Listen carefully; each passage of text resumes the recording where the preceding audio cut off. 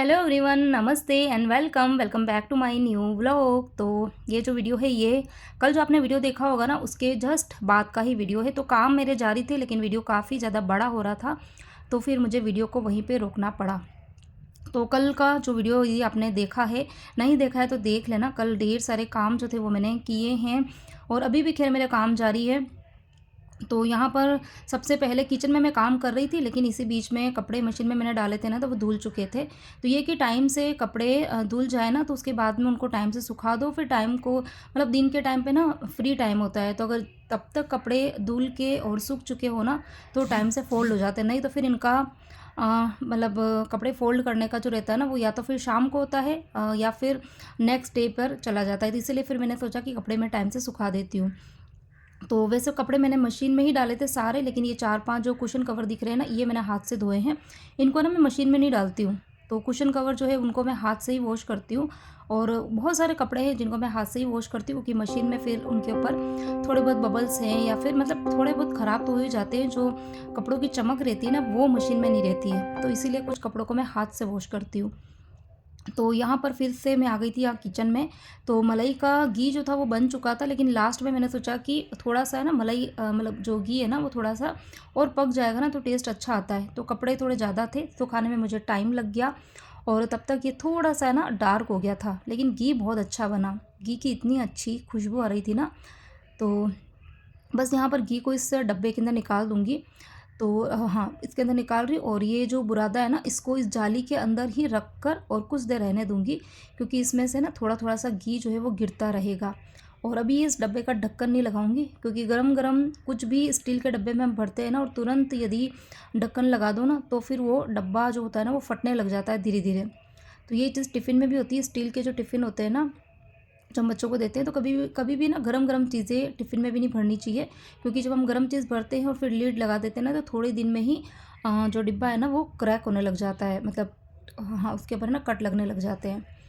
तो यहाँ पर दूध जो था वो भी गर्म हो चुका है और अब इसके अंदर मैं डाल रही हूँ विनेगर। तो पनीर बनाना है मुझे, तो विनेगर से भी बना सकते हैं, नींबू यदि हो तो नींबू का जूस भी डाल सकते हैं। तो मेरे पास में नींबू मतलब 2 ही नींबू थे लेकिन वो छोटे थे और यहाँ पर दूध जो है ना वो पूरा 2 लीटर है। तो इसलिए फिर मैं विनेगर से ही बना देती हूँ, अच्छा बनता है विनेगर से भी। और हाँ, एक और चीज़ जब मैं पनीर बनाती हूँ ना तो मेरे पास में एक आध कमेंट आते हैं कि वो पनीर बनाते हैं उनका बहुत अच्छे से बन तो जाता है लेकिन पनीर सॉफ्ट नहीं होता है, थोड़ा सा मतलब मुँह में डालते हैं ना तो च्युइंगम जैसा रहता है ना उस तरीके का हो जाता है। तो उसका 2 रीज़न होते हैं। एक तो दूध जब आपका अच्छे से उबल जाए तो गैस को बंद कर देना है। गैस चालू है, दूध उबल रहा है और उबलते दूध में ही यदि आप कोई भी खटाई डालेंगे उसको दूध को फाड़ने के लिए ना तो पनीर अच्छा नहीं बनेगा। और दूसरी चीज़ ये कि जो भी आप उसमें डाल रहे हैं, विनेगर डालो या नींबू का जूस डालो, उसको आपको थोड़ा थोड़ा करके डालना है। मैंने दूध के अंदर आपने देखा होगा वीडियो में, तो मैंने करीबन 4-5 बार करके ज़रा ज़रा सा विनेगर डाला था। तो विनेगर तो वैसे भी बहुत स्ट्रॉन्ग होता है, नींबू का जूस इतना ज़्यादा स्ट्रॉन्ग नहीं होता है लेकिन विनेगर काफ़ी ज़्यादा स्ट्रॉन्ग होता है। तो इसलिए मैंने बिल्कुल ज़रा ज़रा सा 4-5 बार करके फिर डाला था। और उसको थोड़ा सा टाइम लगता है फटने में, ऐसा नहीं कि आपने डाला और तुरंत फट जाएगा। तो इस ये 2 चीज़ का आप ध्यान रखेंगे ना तो पनीर आपका अच्छा बनेगा। और उसके बाद में इस पनीर को देखो मैंने स्ट्रेनर में ले लिया है और लेने के तुरंत बाद में तुरंत इसको धोना है। तो अगर आपको इसको गर्म पड़े रहने देंगे ना तो एक तो विनेगर की जो स्मेल है वो पनीर में आएगी और दूसरी चीज़ पनीर आपका एकदम च्युइंगम जैसा हो जाएगा। तो उसका कुकिंग टाइम हमको बंद करना है, स्टॉप करना है। तो इसके लिए आप चाहो तो फ्रीज़ का पानी डाल दो तो ये तुरंत ठंडा हो जाएगा।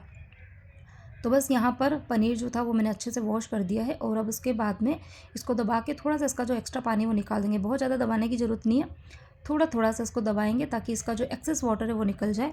और अब बारी आती है इस पनीर को सेट करने की। तो पनीर को सेट करने के लिए मैंने यहाँ पर एक प्लेट ले ली है स्टील की, कोई भी आप ले सकते हैं, इस तरीके की फ्लैट कोई भी बर्तन होना चाहिए। उसके बाद में इस कपड़े को मैंने उलट के रख दिया है क्योंकि मुझे इसको गोल शेप देनी है। और फिर इसके ऊपर मैंने अगेन एक प्लेट रखी है और उसके ऊपर आप कोई भी वज़न रख देना है, कुछ भी। मेरे पास में ये चकला है तो मैं ये रख देती हूँ। तो इसको करीबन 10-15 मिनट पड़े रहने देंगे तो फिर हमारा पनीर रेडी हो जाएगा। तो घर पर पनीर बनाना बहुत आसान है, कुछ मिलावट जो है वो नहीं होती, घर पर एकदम प्योर सा बनता है। बाहर हम मार्केट से लाते हैं वो आता है एकदम सॉफ्ट है लेकिन हमारे सामने तो चीज़ें नहीं बनती है ना। तो अब उसमें क्या डल रहा है, कैसे क्या हो रहा है, कितने दिन पुराना है, हमें कुछ नहीं पता होता है। लेकिन घर पर हम इजीली बना सकते हैं, सिर्फ दूध को बॉईल होने में टाइम लगता है, बाकी पनीर को बनने में तो हार्डली 5 से 7 मिनट लगता है। अब उसके बाद में ये जो नीचे पानी निकला है, इस पानी का यूज़ आप आटा गूँथने में भी कर सकते हैं, ग्रेवी बनाने में कर सकते हैं।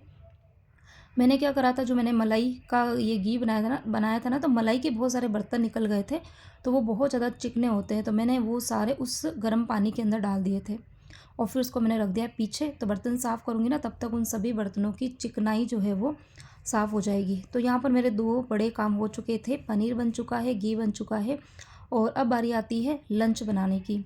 तो कल का वीडियो आपने देखा होगा, तो सुबह ही मुझे सब खाना बनाना था, उसके बाद में ये दूसरे काम मुझे बाद में करने थे, लेकिन फिर बच्चे मतलब दोनों जने ना ज़िद पे चढ़ गए थे कि मम्मी हम ये ककड़ी की सब्ज़ी नहीं खाएंगे, अभी तो नहीं खाएंगे, सुबह सुबह आप कुछ और बना दो। तो फिर मैंने उपमा बनाया था, तो सुबह सुबह सबने भरपेट उपमा खा लिया था, तो फिर किसी को भूख नहीं लगी। तो अभी 10 बजे का कुछ टाइम हो रहा है, 10 या सवा 10 का। तो अब मैंने सोचा कि चलो भूख लगे ना लगे, लेकिन टाइम से काम होने ज़रूरी है। तो यहाँ पर ये वाले ककड़ी की सब्ज़ी बना रही हूँ। खीरा नहीं, इसको तर काकड़ी बोला जाता है। तो हाँ, कल मैंने पूछा था आप सभी को कि आपके यहाँ पर इस ककड़ी को क्या बोलते हैं, लेकिन किसी ने भी मेरे इस क्वेश्चन का आंसर नहीं दिया। तो यदि आप मेरा वीडियो देखते हैं ना, तो मतलब कोशिश कीजिए पूरा वीडियो देखें। हो सकता है आप स्किप करके देखते हो ना, तो जो कुछ चीज़ें मैं पूछती हूँ ना, क्योंकि मुझे भी सीखनी होती है ना चीज़ें, इसीलिए मैं आप सबसे पूछती हूँ। तो अगर आप लोग उसका आंसर नहीं देते हो ना, तो मुझे भी अच्छा नहीं लगता है। तो वीडियो को आप थोड़ा सा पूरा देखिए, कोशिश कीजिए कि पूरा देखो। तो यहाँ पर ये वाली ककड़ी जो होती है वो स्पेशली समर्स में आती है और बड़ी टेस्टी लगती है। ऐसा एज अ सैलड के जैसे भी खा सकते हैं, सब्जी भी बनती है, मुझे बहुत पसंद है। तो यहाँ पर इसके मैंने छिलके जो थे वो मतलब मोटे मोटे छिलके तो नहीं होते जैसे खीरा ककड़ी में होते हैं ना, वैसे छिलके नहीं होते हैं इसके ऊपर। मतलब ये कि थोड़ी सी स्किन इसकी हार्ड होती है, तो मैंने चाकू को खड़ा करके हल्का सा उसके ऊपर रगड़ दिया ताकि उसकी जो हार्ड स्किन है वो निकल जाए। और उसके बाद में बिल्कुल बारीक बारीक मैंने उसको कट किया है, क्योंकि ये सब्ज़ी बनेगी कढ़ाई में। तो कुकर में बनाना हो तो उसके टुकड़े हम बड़े भी कर सकते हैं, लेकिन मुझे इसको कढ़ाई में बनाना था, क्योंकि ये जो मैंने मलाई का घी बनाया था ना, तो इसी कढ़ाई के अंदर मैं सब्ज़ी बना दूँगी, ताकि इसकी जो चिकनाई है ना वो भी सारी साफ़ हो जाएगी और सब्ज़ी का टेस्ट बहुत अच्छा आता है, क्योंकि इसके अंदर ना चारों तरफ घी लगा हुआ है। उसके बाद में मैंने 2 टमाटर चॉप कर दिए थे और मिर्ची चॉप करी है। उसके बाद में कढ़ाई में बस घी नहीं, तेल रखा है थोड़ा सा, राई ज़रा हींग डाला है, हरी मिर्ची डाली है और बस ये ककड़ी डाल दी है और थोड़ा सा नमक डाल के इसको हम पकने देंगे। तो जब ये 50% तक पक जाएगी, तो उसके बाद में जो हमने टमाटर कट किए हैं वो डालेंगे और हल्दी भी मैंने अभी डाल दी है। बाकी मिर्ची और धनिया पाउडर ये मैं डालूँगी बाद में। और हाँ, तड़के में मैंने ना 3 से 4 काली मिर्ची डाली थी, तो अच्छा टेस्ट आता है काली मिर्ची का भी।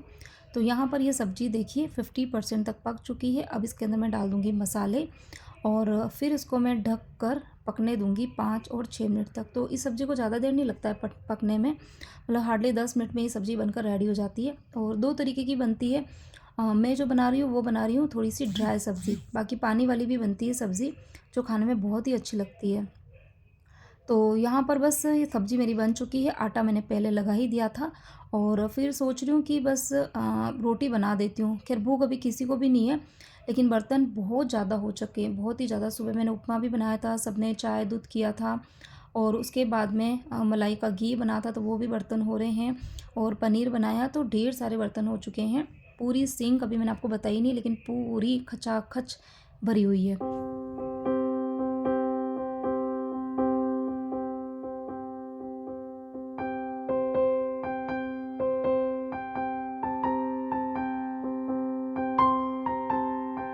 और हाँ, कल जो वीडियो मैंने डाला था उसमें मुझे कमेंट आया था कि आपके इन-लॉज़ चले गए हैं क्या? तो हाँ जी, इन-लॉज़ चले गए हैं। मैंने मतलब लास्ट टू लास्ट जो वीडियो था वो स्पेशल बनाए हैं उसी लिए था, क्योंकि अचानक से उनको जाना पड़ा था, क्योंकि जो मेरे ससुर जी के बड़े भाई हैं, यानी कि मेरे बड़े ससुर जी जो है वो एक्सपायर हो गए थे। तो इसीलिए फिर अर्जेंट में टिकट्स निकलवाए थे और अर्जेंट में उन सबका जाना हुआ था। तो इसीलिए सब कुछ बहुत जल्दबाजी में हुआ था, तो वीडियो मतलब इतने मेरे ज़्यादा बन नहीं पाए थे, लेकिन हाँ, एक लास्ट टू लास्ट जो वीडियो था उसमें मैंने सब कुछ बता दिया था। तो बस बीच-बीच में बात होती रहती है जेंट्स आपसे कि कहाँ तक हैं।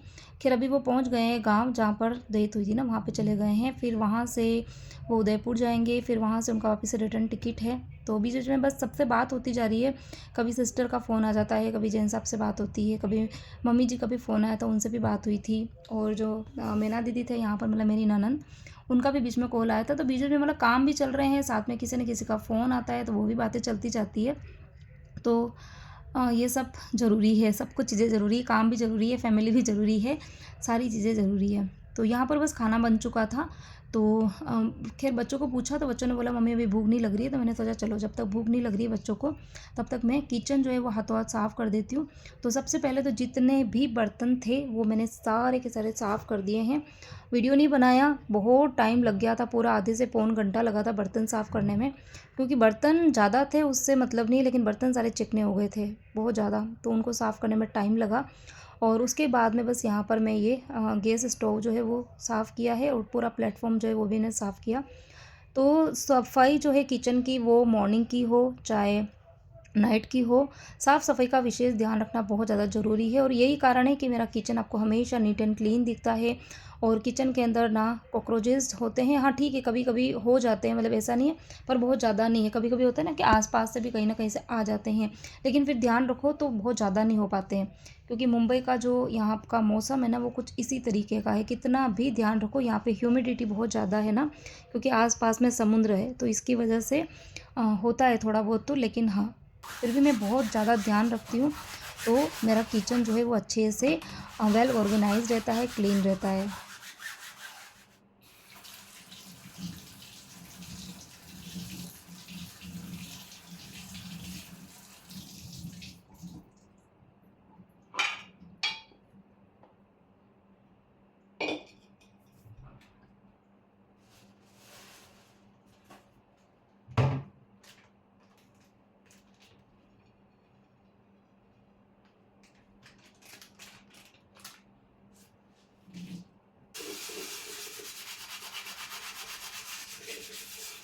तो बर्तन तो मैंने पहले ही साफ़ कर दिए थे, लेकिन ये चॉपिंग बोर्ड के ऊपर है ना थोड़े से दाग धब्बे लग गए थे, तो इसके ऊपर मैंने थोड़ा सा खाने का सोडा डालकर और साफ़ कर दिया था। तो जो खाने का सोडा होता है ना, बेकिंग सोडा, उससे क्लीनिंग बहुत अच्छे से हो जाती है। कहीं पे भी मतलब ऐसे दाग धब्बे हो ना तो वो अच्छे से निकल जाते हैं। उसके बाद में ये जो तवा है, तो ये तवा भी ये कि मतलब पराठे वगैरह बनते हैं ना, तो इसके ऊपर आटे की और तेल की एक लेयर सी बन जाती है। तो इसके ऊपर भी मैंने थोड़ा सा पीताम्बरी पाउडर डालकर अच्छे से रगड़ दिया। देखो कितना सारा कालापन जो है वो मेरे हाथ में आ रहा है।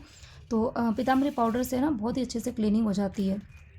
तो बस मैंने 2 बार का पीताम्बरी पाउडर डाला है और उसको अच्छे से रब किया। तो मतलब ऐसा नहीं है कि काला है तवा तो वो बिल्कुल वाइट हो जाएगा, ऐसा नहीं होता है, लेकिन हाँ जो तवे की स्मूथनेस होती है ना, जो कि हम जब परचेज़ करके लेके आते हैं ना, वो बरकरार रहनी ज़रूरी है। तो बस वो मैं हर 1-2 दिन में इस तरीके से क्लीनिंग करती रहती हूँ। तो यहाँ पर ये देखो तवा जो है वो भी बहुत अच्छे से चमक गया है। चॉपिंग बोर्ड देखो बिल्कुल ग्रीन हो गया है, बल्कि इसके ऊपर है ना स्पॉट थे, बिल्कुल अच्छे से साफ़ हो चुके हैं। तो यहाँ पर बर्तन तो साफ़ हो चुके थे और ये 2 चीज़ें थी वो मुझे डीप क्लीन करनी थी, तो वो भी हो गई है। और बर्तन आप देखो पूरा बास्केट जो है ना, ये बड़ा वाला बास्केट है। हाँ, इस बास्केट के बारे में मुझे किसी ने पूछा था, तो ये बास्केट वैसे मैंने ऑनलाइन नहीं लिया, ये मैंने ऑफ़लाइन लिया है, लेकिन हाँ ऑनलाइन भी आजकल मिल रहे हैं। मैंने बीच में कम्युनिटी पर इसका लिंक डाला था, मैं फिर से डाल दूँगी यदि किसी को चाहिए ना। स्टील का मुझे अच्छा लगता है, मतलब उसको ऐसा है ना कि प्लास्टिक का एक तो छोटा होता है और प्लस ये कि धीरे धीरे उसकी जो शाइनिंग होती है ना वो कम होने लग जाती है।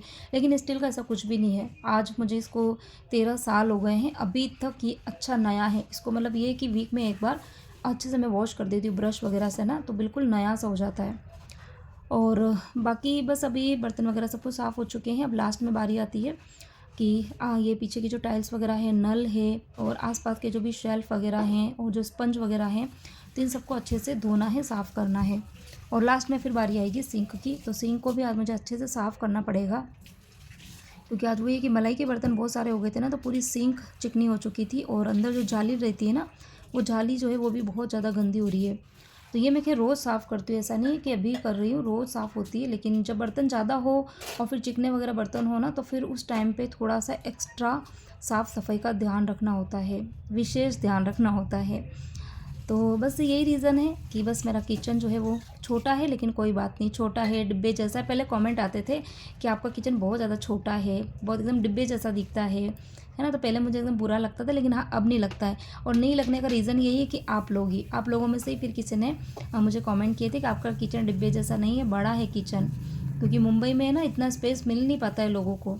तो लेकिन आपके यहाँ तो रूम्स वगैरह भी बड़े हैं, किचन भी बड़ा है, तो फिर मुझे फिर थोड़ा सा कि हाँ चलो ये है कि जो हमारी नीड होती है ना वो तो कभी ख़त्म नहीं होती है। मेरा 2 BHK घर है, अगर किसी का 1 BHK है, पहले मैं रेंटेड घर में 1 BHK घर में रहती थी, तब भी मैं अच्छे से रही थी, क्योंकि मेरे उस टाइम पे भी इन लॉज भी रहते थे, बच्चे दोनों छोटे थे और जो शॉप का स्टाफ था ना वो भी घर पर ही रहता था। तो इतने सारे लोग, हम लोग 1 BHK घर में रहते थे। और अब उसके बाद में अब 2 BHK घर है, तभी तो जैसे स्टाफ वगैरह तो कोई है नहीं, तब भी अच्छे से काम चल रहा है। तो ये है कि आवश्यकता जो है वो हमारी ख़त्म नहीं होती, बस ये है कि अपने मन को हमको समझाना है कि जो है जैसा है सब कुछ अच्छा है। तो चलिए बातों बातों में यहाँ पर ये देखो पूरी सिंक जो है वो चमक गई है। इसके अंदर मैंने वो जो बर्तन साफ़ करने वाला पाउडर आता है ना वो डाल दिया था। तो ये स्टील की सिंक है, तो इसकी भी क्लीनिंग जो है वो करते रहना ज़रूरी है, स्टील की हो चाहे किसी की भी हो। सिंक तो जब भी आप बर्तन साफ़ करो तो उसके बाद में मतलब तुरंत ही साफ़ कर देना चाहिए। तो ये देखो कितनी अच्छे से चमक गई है। तो यहाँ पर बस पूरा किचन मेरा अच्छे से नीट एंड क्लीन हो गया है, साफ़ सुथरा एकदम व्यवस्थित सा।